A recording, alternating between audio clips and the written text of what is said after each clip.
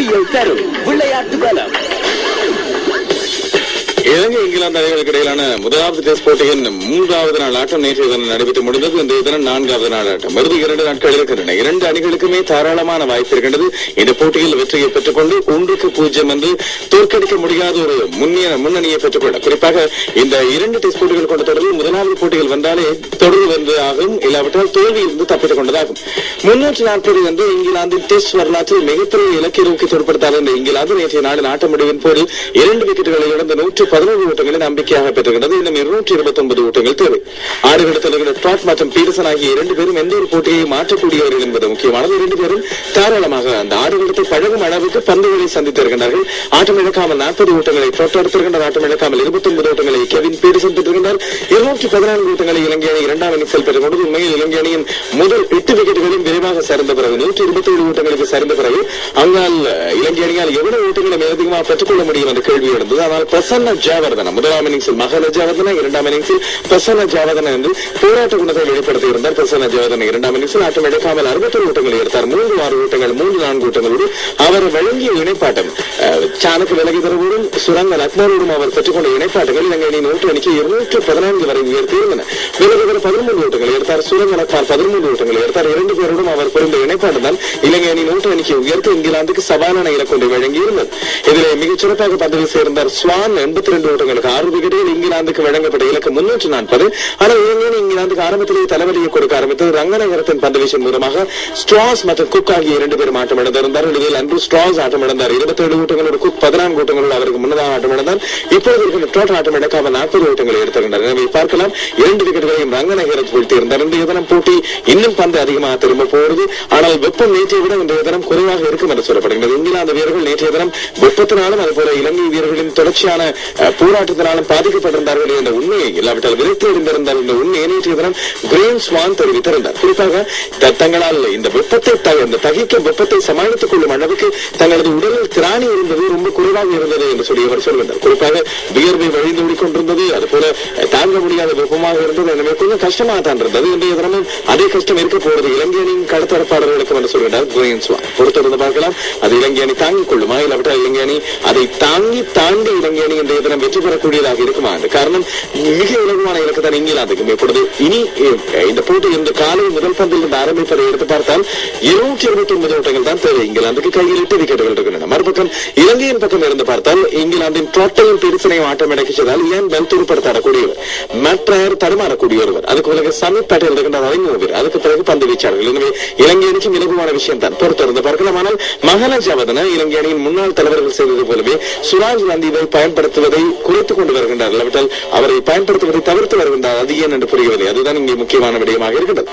நாங்கள் இன்னும் ஒரு செய்திக்கு போனால் நேற்றைய தினம் இந்த உலகக்கிண டிக்கெட்டுகள் இணையதளத்தில் விற்பனை செய்யப்படும் தளத்தை போய் பார்த்தேன். அநேகமான டிக்கெட்டுகள் விற்று தேர்ந்திருக்கின்றன. இனி எங்களுக்கான டிக்கெட்டுகள் கிடைக்காது போல தெரிகின்றது. எனவே இப்பொழுது அரையிறுதி இறுதிப் போட்டிகளுக்கான டிக்கெட்டுகள் அநேகமாக முடிந்துவிட்டன. ஒருவருக்கு 4 டிக்கெட்டுகளை பெற்றுக் கொள்ளலாம் உங்களது கிரெடிட் கார்டு மூலமாக. ஆனால் இப்போது முந்திக் கொண்டால் தான் உங்களுக்கு வாய்ப்பு இருக்கின்றது. இன்று இருக்கும் ஒரு சில மலிவான விலை டிக்கெட்டுகளை பெற்றுக்கொள்ள, இல்லாவிட்டால் அந்த டிக்கெட்டுகளும் கிடைக்காமல் போகும்.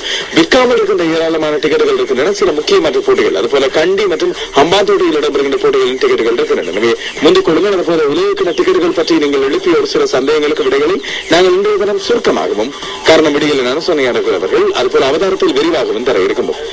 உலக கிண்ணத்தை பற்றி பேசிக் கொண்டிருக்கிறோம், வேர்ல்ட் 2020 பற்றி. ஆனால் இந்தியாவில் இடம்பெற்ற உலக கிண்ணம், மும்பையில் இடம்பெற்ற இறுதிப் போட்டி பற்றி பரபரப்பான தகவலோடு நேற்றைய தினம் வெளிவந்திருக்கிறது. மும்பை கிரிக்கெட் சபையானது நேற்றைய தினம் இந்த தகவலை கொண்டு வந்திருக்கிறது.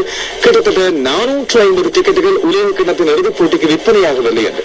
அந்த போட்டியை பார்க்க போயிருந்தேன் என்ற அடிப்படையில் நான் பார்த்த வரைக்கும் மைதானம் நிறைந்திருந்தது. அப்படியாக இருந்தால் மொத்தமாக 405 டிக்கெட்டுகள் விற்பனையாகவில்லை. குறிப்பாக சுனில் கவாஸ்கர் ஸ்டாண்ட் என்று சொல்லப்படுகின்ற இந்திய ரூபாய்கள் 1500 விற்கப்பட்ட டிக்கெட்டுகள் கூட விற்கப்படவில்லை. அங்கே 96 டிக்கெட்டுகள் விற்கப்படவில்லை. கிட்டத்தட்ட இந்த 405 டிக்கெட்டுகளின் விற்பனையாகாத டிக்கெட்டுகளின் விலை 73.4 லட்சம் இந்திய ரூபாய் என்று சொல்லப்படுகிறது. அப்படியாக இருந்தால் எப்படி இந்த போட்டியானது முழுக்க விற்பனை செய்யப்பட்ட போட்டியாக அமைந்திருக்கும் என்ற கேள்வி இங்கே எழுகின்றது. இந்த போட்டிகளை பொறுத்தவரையில் இறுதியாக மும்பையில் இடம்பெற்ற போட்டிகளில் கிட்டத்தட்ட 800 டிக்கெட்டுகள் மும்பை கிரிக்கெட் சபையினால் இலவசமாக வழங்கப்பட்டிருந்தன. அவர்களது சபை அங்கத்தவர்கள், அரசியலாளர்கள், இதர முக்கியஸ்தர்களுக்கு. அப்படியாக இருந்தால் இந்த 405 டிக்கெட்டுகளையும் ரசிகர்களுக்கு வழங்கி இருக்கலாமே என்ற கேள்வியும் சர்ச்சையை எழுப்ப உண்டது என்பது மட்டும் நிச்சயமானது. ராகுல் டிராவிற்கு வழங்கப்பட்ட பாராட்டு விழாவில் சச்சின் டெண்டுல்கர் கலந்து கொள்ளவில்லை. இது ஓரளவு பரபரப்பை கிளப்பிய ஒரு விடயமாக இருந்தது. ஆனால் டிராவிட் அது தனக்கு சச்சின் முதலில் சொல்லியிருந்தார் என்று சொல்லி பிறகு இந்த சர்ச்சையை முடிவைத்திருந்தார். சச்சின் டெண்டுல்கர் இதற்கான காரணத்தை அவர் பிறகு குறிப்பிடுகின்றார். அவர் இப்பொழுது லண்டனுக்கு போயிருக்கின்றார். தன்னுடைய வைத்தியர் ஒருவரை சந்தித்து சில முக்கியமான மருத்துவ ஆலோசனைகளை பெற்றுக்கொள்ள என்பதுதான் இங்கே முக்கியமானது. அனில் கும்ப்ளே, சரத் கங்குலி, லக்ஷ்மண் தோனி ஆகியோர் இங்கே இணைந்திருந்தார்கள். குறிப்பாக இவர்களோடு சேர்ந்து கொள்ள தான் விருப்பப்பட்டதாகவும், ஆனால் தன்னுடைய வைத்தியரிடம் தன் முன்னரே பெற்றுக்கொண்ட அப்பாயின்மெண்டை தன்னால் ரத்து செய்ய முடியவில்லை என்று சொல்லியிருக்கிறார் சச்சின் டெண்டுல்கர். எனவே இது சர்ச்சைகள் இல்லை. அதுபோல ராகுல் டிராவிட் முக்கியமான விஷயத்தை சொல்லுகிறார். இது சில வீடுகளில் வேறொரு விதமான அர்த்தத்தை கொண்டு வரக்கூடும் என்று சொல்லி நம்பப்படுகின்றது. அவர் வழங்கிய பத்திரிகை பட்டியலில் சொல்லுகின்றார், இனி இளைய தலைமுறை தலைவர்கள் உள்ளே வர வேண்டும், அவர்கள் அணியை பொறுப்படுத்திக் கொள்ள வேண்டும். நீண்ட காலத்துக்கு தோனி, செவாக், கௌதம் கம்பீர், ஜஹீர் கானை நம்பியிருக்க முடியாது. அதுபோல சச்சின் டெண்டுல்கர், லட்சுமண் ஆகியோர் இப்பொழுது டெஸ்ட் போட்டிகளில் கூடுதலான கவனம் செலுத்தி வருவதன் காரணமாக இளைய தலைமுறை வீரர்கள் தான் இனி இந்திய அணியை பொறுப்படுத்திக் கொள்ள வேண்டும் என்ற ரீதியில் தனது கருத்துக்களை முன்வைத்திருக்கின்றனர். இது எவ்வாறு எடுத்துக் கொள்ளப்பட போகின்றது ஊடகங்களில், அதுபோல எவ்வாறான சர்ச்சைகளுக்கு எழுப்ப போகின்றது என்ற கேள்வி எழுகின்றது. நாளைய தினம் இந்திய தென்னாப்பிரிக்க அணிகளுக்கு இடையிலான ஒற்றை 2020 போட்டிகள் இடம்பெறவிருக்கிறது. ஜோஹானஸ்பர்கில் இதுக்கும் 2020 சர்வதேச அந்தஸ்து வழங்கப்பட்டிருப்பது முக்கியமானது. ஆஸ்திரேலியா, மேற்கிய தீவுகள் அணிகளுக்கு இடையிலான அடுத்த 2020 போட்டி இரண்டாவது மறுதியமான போட்டி நாளைய தினம் இடம்பெறவிருக்கிறது. பிரிட்ஜ்டவுனில் இப்பொழுது தொடர்ச்சியாக ஃபார்மில் தடமாறி வருகின்ற டேரன் பிராவோ அணியை விட்டு தூக்கப்படுகின்றார். முதல் தடவையாக இவருக்கு பதிலாக டான்சா ஹியாட் அணிக்குள் கொண்டு வரப்படுகின்றார் என்பது இங்கே முக்கியமானது. நாங்கள் கால்பந்தாட்ட செய்தி ஒன்றை பார்க்க அதற்கு முதல் IPL 5வது IPL இடம்பெறவிருக்கிறது அடுத்த மாதம். இதிலேயே யாரும் எதிர்பார்க்காத ஒருவர் மைக்கேல் கிளார்க், ஆஸ்திரேலிய அணியின் தலைவர், இப்பொழுது அணிக்குள்ளே இணைக்கப்படுகின்றார். பூனே வாரியர்ஸ் அணிக்காக இணைக்கப்படுகிறார். சரத் கங்குலி அவரோடு பேசி அவரை அணிக்குள் இணைத்திருப்பதாக இங்கே நம்பப்படுகிறது. பார்க்கலாம் IPL 5 பரபரப்புகள் இனித்தான் தொடரப் போகின்றன. கால்பந்தாட்ட செய்திகள் இப்பொழுது இடம்பெற்று வருகின்ற UEFA யூரோப்பா லீக் கால்பந்தாட்ட போட்டியில் நேற்றைய தினம் இடம்பெற்ற சில முதல் சுற்று ஆட்டங்களில் முக்கியமான போட்டிகள் AC மிலானுக்கும் பார்சிலோனாவுக்கும் இடையிலான போட்டியில் AC மிலான் பார்சிலோனாவை தடுத்து நிறுத்தியிருக்கின்றது. கோல்கள் பெறப்படாத சமநிலையில் இந்த போட்டி முடிவடைந்திருக்கின்றது. அதுபோல பயர்ன் முனிக் அணி மார்சேல் அணியை 2-0 என தோற்கடித்தது. இந்த இரண்டு போட்டிகளும் நேற்றைய தினம் மிக விறுவிறுப்பான போட்டிகளாக அமைந்திருந்தன. இன்னொரு பக்கம் உங்களுக்கு தெரியும், நேற்று முன்தினம் இடம்பெற்ற போட்டியில் செல்சி அணி 1-0 வந்து பெனிஃபிகா அணியை வெற்றி கொண்டது நீங்கள் அறிந்தது. 7:50 வெளியாடுதல் மேலும் விஷயங்களை கொண்டு வரும்.